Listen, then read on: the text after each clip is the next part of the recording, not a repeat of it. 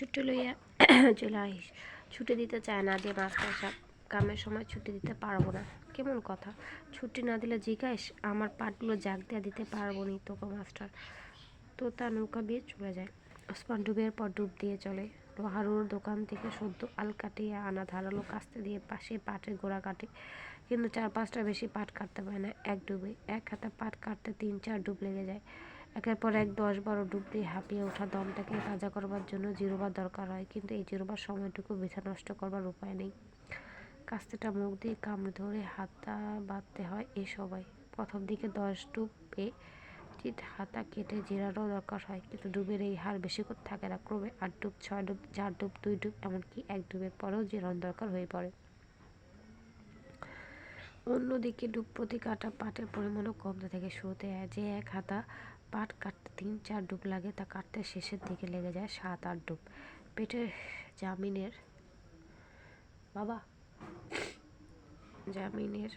মেয়াদ ততক্ষণ থাকে ততক্ষণ কাজ ভালোই হয়। মাঝে মাঝে ঢিকের উপর উঠবার আগেই পেটের মধ্যে ক্ষুধার আকশ খাম খাম শুরু করে দেয়।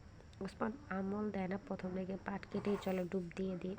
কিন্তু আমল দিতে হয় যখন মস্টানি শুরু হয়। নাড়ি ভুড়ির মধ্যে চোখ ঝাপসা হয়ে আসে, মাথা ঝিমঝিম করে, হাত পাগুলো স্থির হয়ে আসতে থাকে।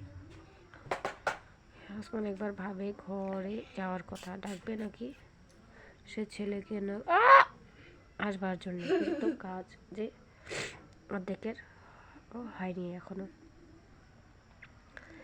80 হাতা পাট কাটার সংকল্প নিয়ে সে জমিতে এসেছে। পরক্ষণে আবার সে ভাবে তোতা তো এখনো স্কুল থেকেই ফেরেনি, আর ঘরে এত সকালে রান্না হওয়ার কথাও তো নয়। পাশেই কিছু দূরে একটা শালুক ফুল দেখতে পায় ওসমান। তার চোখ উজ্জ্বল হয়ে ওঠে। পেটে জামিন দেওয়ার এত সহজ উপায়টা মনে হয় থাকার জন্যে নিজের উপর বিরক্ত হয়। সেদিক ওদিক থেকে ডুব দিয়ে দিয়ে সে শালুক তোলে গোটা 10-12। ক্ষুধার জ্বালায় বিকট গন্ধ বিক্রি করেই কাঁচাই খেয়ে ফেলে তার কয়েকটা। সাগরে পুড়ে খেয়ে নেয়। ওসমান আবার শুরু করে সেই ডুব দেওয়া পাটের গোড়া কাটা আধা বাঁধা।